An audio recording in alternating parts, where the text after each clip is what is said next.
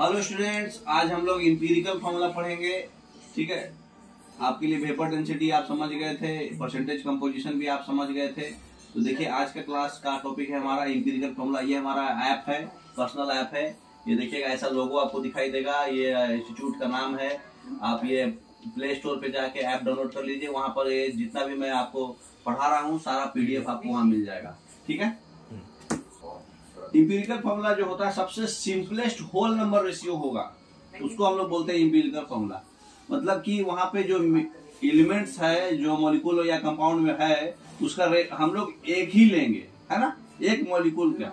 जैसे hydrogen peroxide है तो इसका H2O2 है एक्चुअल फॉर्मूला, लेकिन इसका इंपीरिकल फॉर्मूला क्या होगा, इसका हम लोग 1:1 ले लेंगे। मतलब रेशियो को जितना सिंप्लीफाई करके छोटा कर दे, ठीक है, तो उसको बोलते हैं सिंपलेस्ट होल नंबर। सबसे सिंपलेस्ट होल नंबर 1:1 होगा, HO हो गया। उसी तरह से बेंजीन में देखिए C6H6 होता है। ये अगर 6 1:1 का रेशियो है तो ये भी 1:1 रेशियो लिख देंगे। ग्लूकोज में क्या है, 6 12 6 है, तो 6 को कॉमन लिए तो 1 2 1 आ जाएगा, या 1 2 1 हो जाएगा। सिंपलेस्ट होल नंबर जो लिखाएगा वो आपका इंपीरिकल फॉर्मूला होगा। जैसे सुक्रोज है 12 22 11 है, ठीक है, तो यहाँ पे तो रेशियो नहीं आ पाएगा, तो ये एग्जैक्ट वही सेम टू सेम होगा। जो 10 और 8 है, इसमें 2 से ये कट जाएगा दोनों नंबर, तो ये 5:4। तो ये सबसे सिंपलेस्ट होल नंबर जो होता है वो आपका इंपीरिकल फॉर्मूला होता है। ठीक है, नेक्स्ट तो देखिए, इसमें बताइए इंपीरिकल फॉर्मूला क्या होगा। इसका C6H6 है तो क्या हो जाएगा, CH। H2O2 है, क्या हो जाएगा, HO। B2H6 है, क्या हो जाएगा, BH3। गुड।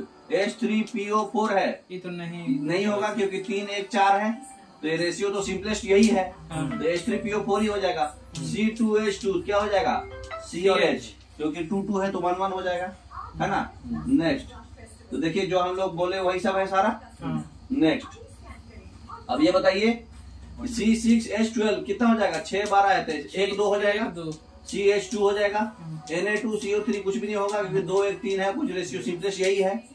N2O4 क्या हो जाएगा, NO2। F2O3 same to same रहेगा क्योंकि सिंपलेस्ट यही है। N2O5 भी यही होगा, सिंपलेस्ट यही है। तो मतलब जो सबसे मतलब उसको हम कटिंग करेंगे रेशियो को, सबसे सिंपलेस्ट जो कट के आएगा वही इंपीरिकल फॉर्मूला होगा। ठीक है, अब देखिए, मॉलिक्यूलर मास जो ऑर्गेनिक कंपाउंड का अगर 78 है और परसेंटेज कंपोजिशन आपका दिया हुआ है 92.4% कार्बन है और 7.6% हाइड्रोजन है, तो मॉलिक्यूलर फॉर्मूला कंपाउंड का कैसे निकालते हैं हम लोग। तो मॉलिक्यूलर फॉर्मूला कंपाउंड का निकालने के लिए क्या करते हैं, सबसे पहले एक चार्ट बनाएंगे। कार्बन हाइड्रोजन लिख लेंगे, उसका परसेंटेज लिख लेंगे, एटॉमिक मास सबका लिख लेंगे। कार्बन का जानते हैं 12 होता है, हाइड्रोजन का 1 होता है। उसके बाद नंबर ऑफ मोल्स निकालेंगे। नंबर ऑफ मोल्स निकालने के लिए अभी आपको बताए हैं कि जितना परसेंटेज है वो उसका एक्चुअल परसेंटेज से मास निकाल लेंगे। 92.4% 12 का कितना आएगा, 7.7, और 7.6% 1 का कितना आएगा, 7.6। ठीक है, अब हम लोग मोल का रेशियो निकालेंगे आपस में। ठीक है, तो मोल का रेशियो निकालने के लिए या फिर एटॉमिक रेशियो निकालेंगे, तो इस दोनों में जो सबसे छोटा होगा उससे हमको डिवाइड कर देंगे दोनों को। ठीक है, तो 7.6 छोटा है तो 7.6 से ये 1.01 आ गया, ये भी 1.1 आ गया, डायरेक्ट 1 आ गया। तो ये दोनों सिंपलेस्ट होल नंबर, तो अप्रोक्स में इसको 1 ले सकते हैं। 1:1 का सिंपलेस्ट होल नंबर आया तो आपका इंपीरिकल फॉर्मूला हो जाएगा CH। ठीक है, हाँ, ऐसे ही आपको बनाना है। नेक्स्ट एक और देख लीजिए। अब जैसे सिंपलेस्ट होल नंबर 1:1 आया तो इंपीरिकल फॉर्मूला हो गया CH। अब मॉलिक्यूलर फॉर्मूला निकालने के लिए क्या करेंगे, इंपीरिकल फॉर्मूला का जो मास है पहले वो निकालेंगे। तो इंपीरिकल फॉर्मूला ये 1 है तो 12, H है दोनों वो भी 1 ही था, तो टोटल 13 हो गया। मॉलिक्यूलर मास क्वेश्चन में कितना दिया था, 78। क्वेश्चन में दिया रहेगा मॉलिक्यूलर मास, तो 78 था। हमारा इंपीरिकल फॉर्मूला मास 13 आया, इसका मतलब 6 आपका N जो निकलेगा वो कितना हो जाएगा, ये दोनों का रेशियो, तो 18/13 कितना हो जाएगा, 6। इसका मतलब कि मॉलिक्यूलर फॉर्मूला निकालने के लिए जो भी रेशियो था उसको 6 से मल्टीप्लाई कर दो, तो C6H6 हो गया। समझ में आया कैसे निकला। एक और एग्जांपल देखिए। अब ये हाइड्रोकार्बन है, 80% कार्बन है, वेपर डेंसिटी उसका 30 है, इंपीरिकल फॉर्मूला कितना होगा। तो देखिए, वेपर डेंसिटी इक्वल टू क्या होता है, molecular formula by 2, molecular mass by 2। इसका मतलब वेपर डेंसिटी 30 है, मॉलिक्यूलर मास कितना हो जाएगा, 60। तो मॉलिक्यूलर मास आपका 60 दिया हुआ है। अब एक हाइड्रोकार्बन है जिसमें 80% कार्बन है तो 20% हाइड्रोजन है, तो बस वही चार्ट बनाइए। 80% कार्बन है, 20% हाइड्रोजन है, इसका मतलब क्या हुआ, 1:4। 80/20 मिनिमम वाला कौन है? 4:1। हाँ, तो CH4 होगा इंपिरिकल फॉर्मूला। तो इंपिरिकल फॉर्मूला CH4 होगा, लेकिन मास कितना आएगा CH4 का? 12 और 4 16। लेकिन ये कितना है? 60 है। तो ये तो आपका कोई रेशियो में नहीं आ रहा है। नहीं सर, 32 होता है। 60 का कितना होता है 16 का मल्टीपल में?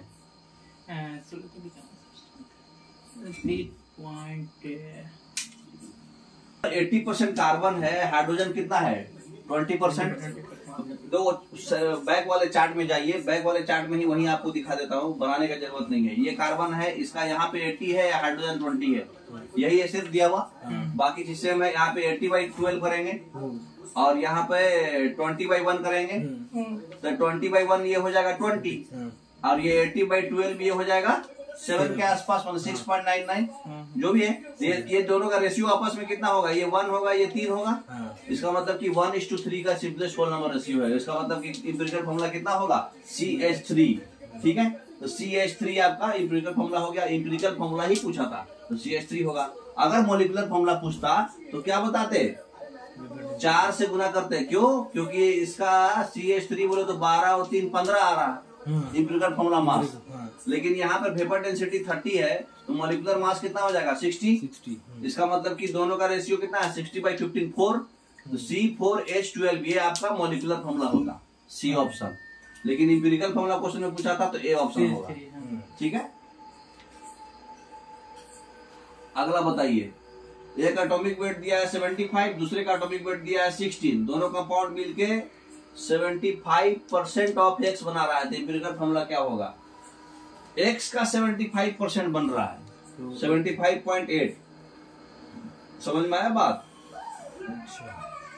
ये ओवरऑल नहीं है, इसका 75%। हाँ, 75% ऑफ X है। तो Y का कितना होगा?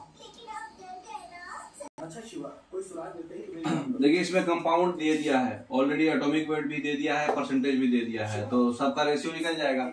उसके मॉलिक्यूलर वेट से चाहे एटॉमिक वेट से हम परसेंटेज को भागा लगाते हैं। यही इंपिरिकल फॉर्मूला का टेक्निक है, बाद में रेशियो पता चल जाता है। तो ये 25 है आपका परसेंटेज, तो 12.5 से डिवाइड किए तो 2 आ गया। ये 75/12 7.5 से डिवाइड किए 2 1:1 का रेशियो बोले तो A भी हो जाएगा। ए ऑप्शन आपका सही हो जाएगा। ठीक है, अब नेक्स्ट क्वेश्चन देखेंगे। ये ऑर्गेनिक कंपाउंड है, बता दीजिए। अब ये ऑर्गेनिक कंपाउंड है, इसमें दिया हुआ है परसेंटेज ऑफ द कंपोजिशन जो है कार्बन और हाइड्रोजन दे दिया है, और बाकी जो भी बचा है वो ऑक्सीजन है। वेपर डेंसिटी जो है 83 है कंपाउंड का।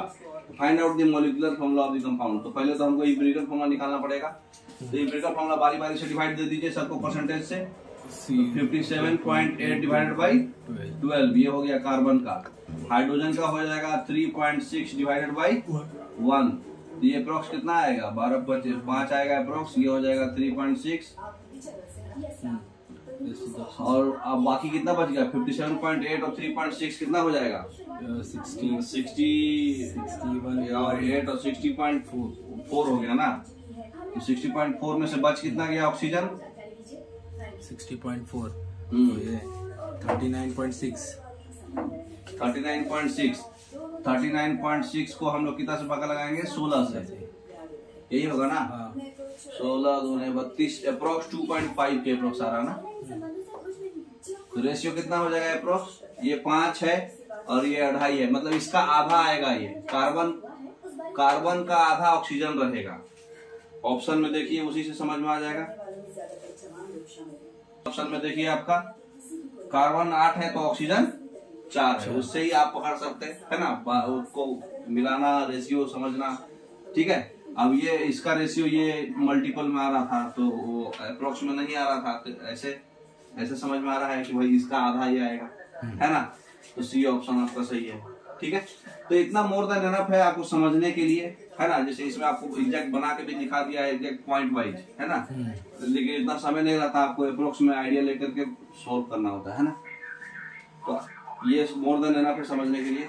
Okay, thank you. ये क्वेश्चन में देखिए, यहाँ पे थोड़ा सा ट्विस्ट दिया हुआ है। ये कंपाउंड है जिसका 75.8% ऑफ एक्स पूरे कंपाउंड कंबाइन होने के बाद परसेंटेज आया है।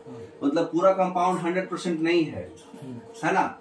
तो इसका मतलब कि जो भी है आपका x प्लस वाई, जो x है और वो y है वो पूरा मिला के 100% नहीं आया है। 100% नहीं आया है बोले तो पूरा मिला करके अप्रोक्स 57% है। मतलब x का 75.x% है, मतलब क्या है 57% है पूरे मिला करके। तो अगर x मतलब x का मॉलिक्यूलर वेट 57 है तो इसका मतलब कि हम ऐसे भी बना सकते हैं, इसको माइनस लेके बना सकते हैं, ऐसे बना सकते हैं। देखिए अगर हम 75.8% हम ले रहे हैं, अगर x को अज्यूम कर रहे हैं तो हमारा ओवरऑल हमारा 57% है। तो इसका मतलब कि वो हमारा माइनस में चलेगा 24.2%, तब जाकर के ये 57 के आसपास में आ जाएगा, है ना। ये आपका y हो जाएगा। तो इसको अगर हम परसेंटेज में ले लेंगे, ठीक है, तो 75.8 डिवाइडेड बाई 75, ये 1 आ जाएगा अप्रोक्स, है ना। और ये आपका y हो जाएगा 24.2 डिवाइडेड बाई 16 करते हैं ऐसे, ये कितना आ जाएगा 3:2 आएगा अप्रोक्स 24 में, है ना। तो 1:3:2 आ रहा है। इसका मतलब कि कितना होगा रेशियो 2:3, है ना। तो ये रेशियो 2:3 आ गया। तो इसमें ऑप्शन कौन सा मानेंगे, डी ऑप्शन, ठीक है। तो आप इससे समझ सकते हैं, थोड़ा सा क्वेश्चन ट्विस्ट दिया हुआ था। कंबाइंड वाले क्वेश्चन में आप परसेंटेज लेके चलोगे, है ना। तो 75 था, दूसरा 24 था, तो रेशियो आप निकाल सकते थे डायरेक्ट, है ना। के लिए इतना मोर देन एनफ है। आप आशा करते हैं आपको समझ में आया होगा और क्वेश्चंस आप बना पाएंगे अच्छे से। Okay, thank you. Media pack classes हमारा ऐप है, आप प्ले स्टोर पे जा सकते हैं, ऐसा आइकन दिखाई देगा आपको। और ये मीडिया पैक क्लासेज आप प्ले स्टोर पे ऐप डाउनलोड कर लीजिए। जितना भी मैं वीडियो दे रहा हूँ आपको, उसका एकदम सेम टू सेम PDF आपको वहां से मिल जाएगा और आपका काफी समय बचेगा रिवाइज करने में। Okay, thank you.